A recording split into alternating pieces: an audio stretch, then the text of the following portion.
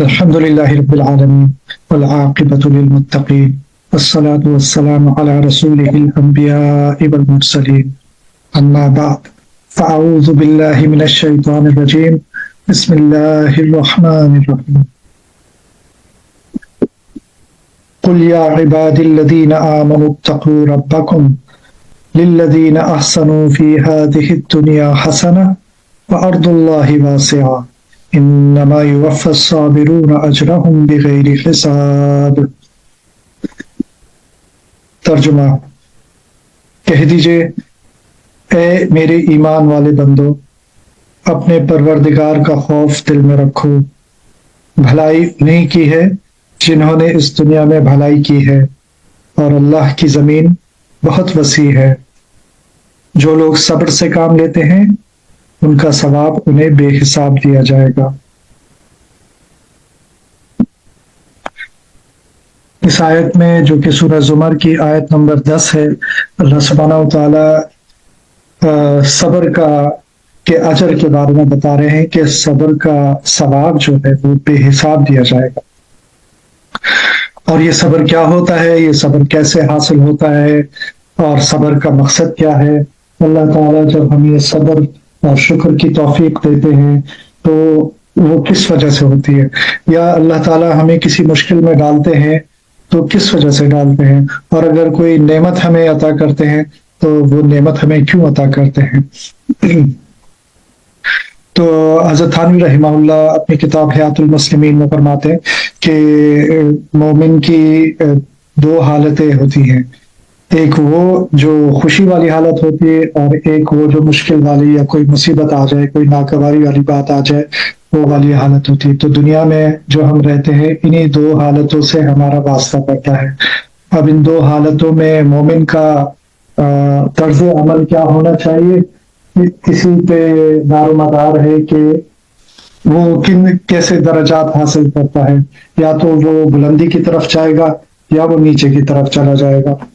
تو اب اگر اس کو کوئی نعمت ملی اور اس نے اس کا شکر ادا کیا تو اللہ تعالیٰ اصل میں یہی چاہتے تھے نعمت دے کر کہ یہ میری نعمت کو حاصل کرنے کے بعد شکر ادا کرے۔ اللہ تعالیٰ نے قرآن شریف میں جگہ جگہ جنت کا بھی ذکر کیا ہے اور دوزخ کا بھی ذکر کیا ہے، لیکن اللہ سبحانہ و تعالیٰ چاہتے کیا ہے؟ کیا وہ یہ چاہتے ہیں کہ ہم دوزخ میں چلے جائیں؟ نہیں، اللہ سبحانہ و تعالیٰ چاہتے ہیں کہ ہم جنت میں جائیں۔ دوزخ کا ذکر اس لیے کیا ہے تاکہ ہم اس سے ڈر جائیں اور ہم اس میں جانے والے راستے جو ہیں ان سے بچنے کی کوشش کریں، اور جنت کی ترغیب دی ہے اس لیے، اور جنت کی نعمتوں کا ذکر کیا ہے اس لیے کہ ہمارے اندر جنت کا شوق پیدا ہو۔ اور اللہ تعالیٰ ہمیں جو دنیا میں اگر مشکلات سے ہمارا واسطہ پڑتا ہے تو وہ کیوں پڑتا ہے؟ کیا اللہ ہمیں مشکل میں دیکھنا چاہتے ہیں؟ اللہ سبحانہ و تعالیٰ جو ماں سے زیادہ محبت کرتے ہیں، 70 گنا زیادہ یا 70 ماہوں سے زیادہ محبت اپنی مخلوق سے کرتے ہیں، وہ کیوں اپنی مخلوق کو تکلیف دینا چاہیں گے؟ تو اللہ سبحانہ و تعالیٰ اصل میں رحمان ہے، رحیم ہے، وہ ہمیں تکلیف دے کر بھی اصل میں ہمیں بلندی کی طرف لے جانا چاہتے ہیں۔ اور وہ کوئی بھی راستہ ہو، چاہے اگر ہمیں اللہ تعالیٰ کی کوئی نعمت ہمیں ملی ہو، یا ہمارے اوپر کوئی مصیبت آ گئی ہو، کوئی مشکل وقت آ گیا ہو، یہ تمام صورتیں جو ہیں اصل میں اللہ سبحانہ و تعالیٰ ہمیں بلندی کی طرف لے جانا چاہتے ہیں۔ اب یہ ہم پر ہے کہ ہمارا طرز عمل ان دو صورتوں میں کیا ہوگا۔ جب ہمیں کوئی خوشی ملی تو ہمارا طرز عمل کیا ہے، اور اگر ہمارے اوپر کوئی مشکل آ گئی، کوئی مصیبت آ گئی، کوئی دکھ ملا، کوئی بھی پریشانی آ گئی، تو اس صورت میں ہمارا طرز عمل کیا ہے۔ تو طرز عمل بھی دو طرح کے ہو سکتے ہیں، کوئی خوشی، کوئی نعمت ملنے کی شکر میں ناشکری ہو سکتی ہے کہ ہم گناہوں میں اپنی زندگی گزارنا شروع کر دیں، اللہ تعالیٰ کی نافرمانی کرنے لگیں۔ اور اسی طرح اگر کوئی مشکل آ جائے تو ہمارے دل میں شکایت پیدا ہو جائے کہ یہ کیوں ہوا، مایوسی پیدا ہو جائے کہ یہ حالات اب بہت خراب ہیں۔ تو یہ دونوں صورتیں جو ہیں اس کے خلاف ہیں جو اللہ تعالیٰ ہم سے چاہتے تھے۔ تو اب نبی کریم صلی اللہ علیہ وسلم نے ایک حدیث میں فرمایا کہ عجبا لامر المؤمن ان امرہ کلہ خیر ولیس ذاک لأحد الا للمؤمن इन असाबतहु सर्रा व शकर फकान खैरल्लाह व इन असाबतहु दर्रा व सबर फकान खैरल्लाह। तो ये हदीस आपने सुनी भी होगी कि नबी करीम सल्लल्लाहु अलैहि वसल्लम ने फरमाया, मोमिन आदमी का भी अजीब हाल है कि उसके हर हाल में खैर ही खैर है, और ये बात किसी को हासिल नहीं सिवाय उस मोमिन आदमी के। अब ये उस मोमिन आदमी का जिक्र आ रहा है जिसको ये खैर हासिल है, सिवाय उस मोमिन आदमी के कि अगर उसे कोई खुशी पहुंची उसने शुक्र किया तो उसके लिए इसमें भी सवाब है, और अगर उसे कोई नुकसान पहुंचा और उसने सब्र किया तो उसके लिए इसमें भी सवाब है। तो अब कौन सा मोमिन ऐसा होगा जिसे खुशी ना पहुंचती हो, कौन सा मोमिन ऐसा होगा जिसको कोई नुकसान, कोई तकलीफ, कोई परेशानी ना पहुंचती हो। अब वो मोमिन जो है उसके लिए अल्लाह ताला ने खैर ही खैर रख दी है, यानी बुलंदी ही बुलंदी रख दी है। अगर वो किसी खुशी के मौके पर अल्लाह ताला का शुक्र अदा करेगा और कोई गम आ गया, कोई मुश्किल आ गई, कोई परेशानी आ गई तो सब्र करेगा। और इस मामले में अल्लाह ताला ने नबियों को भी इन्हीं मामलात से दो चार किया, और उनके ऊपर भी ऐसे मकामात आए, लेकिन वो जैसे जैसे जैसे हम सूरह यूसुफ में पढ़ते हैं कि हजरत यूसुफ अलैहिस्सलाम एक के बाद दूसरी मुश्किल में गिरफ्तार होते रहे। यानी ये सोचने की बात है, हम तो बड़ी आसानी से सूरह यूसुफ पढ़ लेते हैं, लेकिन ये सोचे कि एक बच्चा है जिसको कुएं में कैद कर दिया गया, और वो उस वक्त का जंगल था, अंधेरी रात थी, उस यानी कितनी बड़ी मुश्किल थी जिसमें हज़रत यूसुफ अलैहिस्सलाम गिरफ्तार हुए। फिर उसके बाद उनको वहां से निकाला तो बेच दिया गया, गुलाम बना दिया गया। फिर ये सारे जो मुश्किल रास्ते थे, आगे उन्हें कैद कर दिया गया। जब जुलेखा का मामला हुआ वो एक मुश्किल आई, फिर आगे उन्हें कैद खाने में डाल दिया गया, जेल में डाल दिया गया। एक के बाद एक मुश्किल आती गई, लेकिन असल में ये क्या थे, हज़रत यूसुफ अलैहिस्सलाम को बुलंदी की तरफ ले जाया जा रहा था, और उनका जो मनसब था उसके मुताबिक उनसे जो काम लेने थे उसके लिए उन्हें तैयार किया जा रहा था।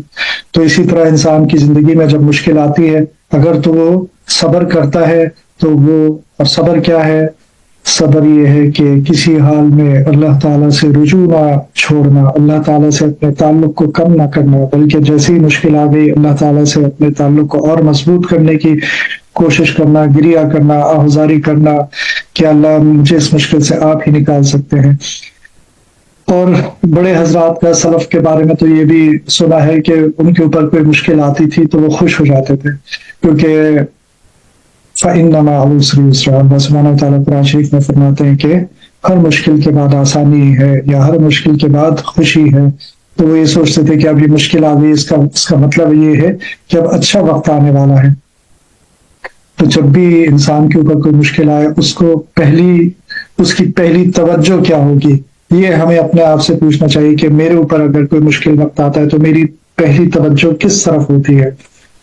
तो सबसे पहली तवज्जो किस तरफ होनी चाहिए, अल्लाह सुब्हानहू व तआला की तरफ होनी चाहिए, उनसे रुजू करना चाहिए। फौरन इस बात का एहसास होना चाहिए कि इस वक्त अल्लाह ताला ने मुझे आजमाइश में डाला है, और मेरा काम क्या है, इस आजमाइश से कामयाबी के साथ निकलने की कोशिश करना, सब्र के साथ निकलने की कोशिश करना। अगर मैं इसमें कामयाब हो गया तो मेरे लिए खैर ही खैर है। और फिर अल्लाह सुब्हानहू व तआला ने सूरह ज़ुमर में क्या फरमाया, बगैर हिसाब दूंगा, इसका अजर जो है वो, उसका कोई हिसाब नहीं जो मैं तुम्हें दूंगा। तो ये कितनी बड़ी खुशखबरी है। इसी तरह नबी करीम सल्लल्लाहु अलैहि वसल्लम ने रमजान के महीने को सब्र का महीना फरमाया कि रमजान जो है वो सब्र का महीना है, और उसका भी अल्लाह सुब्हानहू व तआला ने रोजे का भी जो अजर मुकर्रर फरमाया, तो उसमें ये फरमाया कि इसका अजर मैं दूंगा। वहां भी हिसाब नहीं बताया कि इतना गुना, 700 गुना या 500 गुना, उसका कोई जिक्र नहीं किया। इसका अजर जो है वो मैं दूंगा।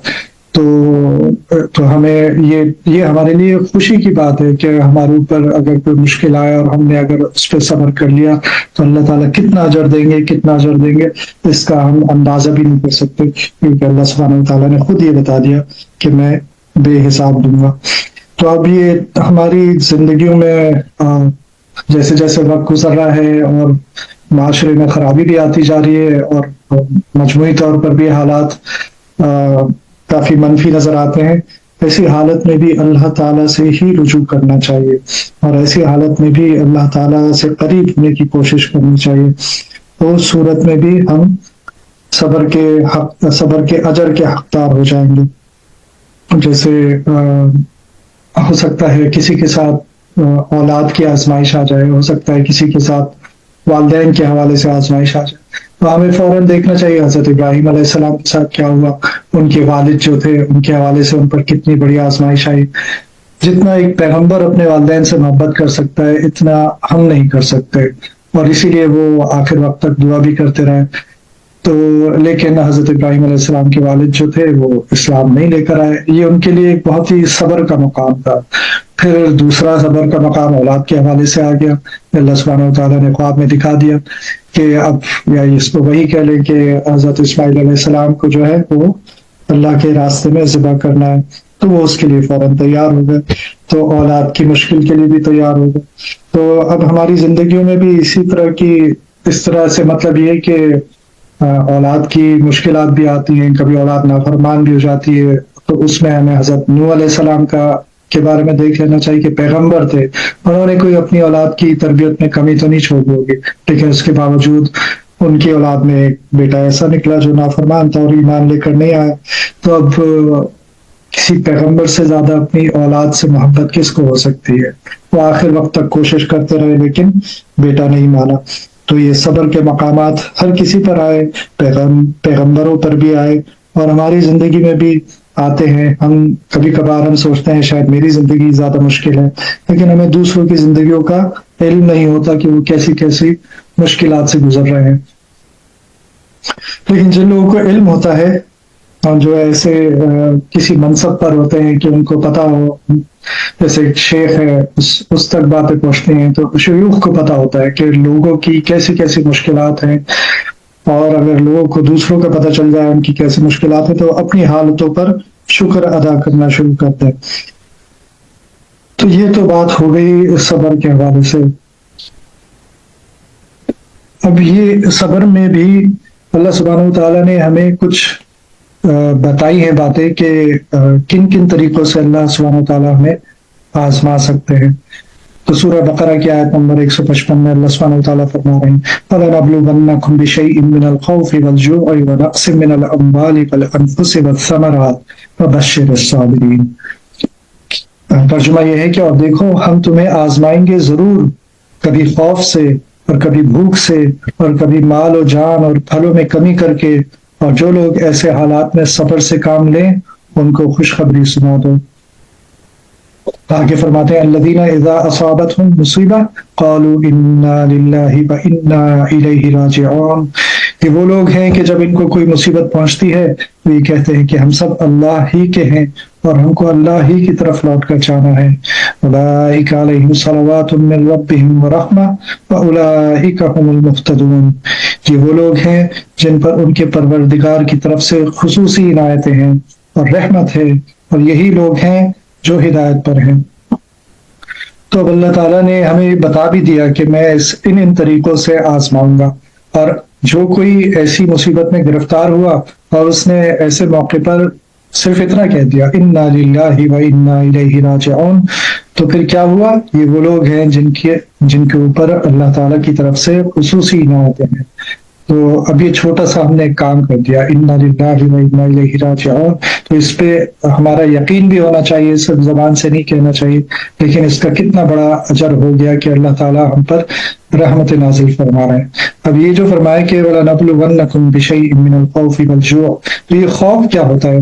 خوف یہ نہیں ہوتا، صرف یہ نہیں ہوتا کہ دشمن کا خوف ہو یا کسی موذی جانور کا خوف ہو۔ خوف یہ بھی ہوتا ہے کہ اب اگر آپ کسی مشکل میں پھنس گئے ہیں تو آگے کیا ہوگا، اس کا خوف۔ اب یہ وقت کیسے، یا مثال کے طور پر کسی پر کوئی بیماری آ گئی، کوئی بہت ہی مہلک بیماری آ گئی، تو اب یہ خوف کہ اب کیا ہوگا، اور کہیں یہ نہ ہو جائے، کہیں وہ نہ ہو جائے۔ تو اب یہ تو ایک فطری سی بات ہے کہ انسان کے اوپر ایسے مواقع آتے ہیں جب وہ خوف میں گرفتار ہو جاتا ہے اور سوچتا ہے کہ اب کیا ہوگا، کہیں یہ نہ ہو جائے، کہیں ایسا نہ ہو جائے۔ ایسے موقع پر ہمیں فوراً اپنے آپ کو یہ جواب دینا چاہیے کہ جو بھی ہوگا اللہ تعالیٰ کے حکم سے ہی ہوگا، ان کے اذن سے ہوگا، اور اس ہی میں راضی ہوں گا، چاہے وہ بات مجھے تکلیف پہنچائے، دکھ پہنچائے، جو بھی ہے۔ یہ جب انسان اپنے آپ کو جواب دے دیتا ہے تو اس کے اندر کافی اس کے دل کو سکون پہنچتا ہے کہ جو کچھ ہو رہا ہے وہ اللہ تعالیٰ کے اذن سے ہو رہا ہے، اور میں اس کو بدل نہیں سکتا۔ تو میں صرف یہ کر سکتا ہوں کہ میں گڑ گڑاؤں، اللہ تعالیٰ کے آگے روؤں، گریہ وزاری کروں، اللہ سے مانگوں، پھر اللہ تعالیٰ چاہیں گے، اللہ تعالیٰ نے چاہا تو یہ حالت کو بدل دیں گے، اور اگر وہ جو مقدر ہے وہی ہونا ہے تو میں اس میں بھی راضی ہوں، اللہ کی رضا میں راضی ہوں۔ تو یہ کچھ باتیں صبر کے متعلق ہو گئی۔ حضرت تھانوی رحمہ اللہ نے اپنی کتاب میں پھر آگے شکر کے بارے میں بھی بات فرمائی ہے، اور اس میں ایک بہت ہی باریک سا نقطہ یہ ہے کہ شکر کرنے سے بھی صبر پیدا ہوتا ہے۔ شکر کرنے سے صبر کیسے پیدا ہوتا ہے؟ وہ اس طرح کہ جب انسان اپنی ایک عادت بنا لیتا ہے کہ وہ اللہ تعالیٰ کی نعمتوں کے بارے میں سوچتا رہتا ہے اور شکر ادا کرتا رہتا ہے، اور اس کے دل میں ایک شکر کی کیفیت پیدا ہو جاتی ہے کہ اللہ تعالیٰ نے یہ نعمتیں مجھے دے رکھی ہیں، اور جو کہ اگر وہ گننا شروع کر دے تو وہ ان کا شمار نہیں کر سکتا۔ لیکن مسلسل اگر اس کے دل کی یہ کیفیت ہو کہ اس کو اللہ تعالیٰ کی نعمتوں کا استحضار ہو، اور اس کا دل شکر سے بھرا ہوا ہو، لبریز ہو، کیونکہ جیسے ہی اس کے اوپر کوئی مصیبت آئے گی تو وہ اس بات کا احساس کرے گا کہ میرے اوپر اللہ تعالیٰ کے کتنے احسانات ہیں، اور اگر یہ مشکل آ گئی ہے تو اللہ تعالیٰ مجھے جہاں پہلے اتنی مشکلات سے نکالا ہے، اس مشکل سے بھی اللہ ہی مجھے نکالیں گے۔ تو یہ جب اس کے اندر کیفیت آئے گی تو صبر اس کے لیے آسان ہو جائے گا۔ لہذا شکر کی اپنے اندر عادت ڈالنی چاہیے، اور اللہ تعالیٰ کی ہر نعمت پر ہم شکر ادا کر نہیں سکتے، لیکن یہ کہ ہم اگر اس کو اپنی عادت بنا لیں تو ہمیں بہت سی نعمتیں جن کا ہمیں احساس بھی نہیں ہوتا کہ یہ بھی کوئی نعمت ہے، یہ بھی کوئی نعمت ہے، تو ہمیں ان کا احساس ہونا شروع ہو جائے گا، اور پھر یہ بہت ساری چیزیں ہمارے سامنے آنی شروع ہو جائیں گی جن کا ہم احساس نہیں کرتے کہ یہ بھی تو ہے میرے پاس، اور یہ بھی تو ہے میرے پاس۔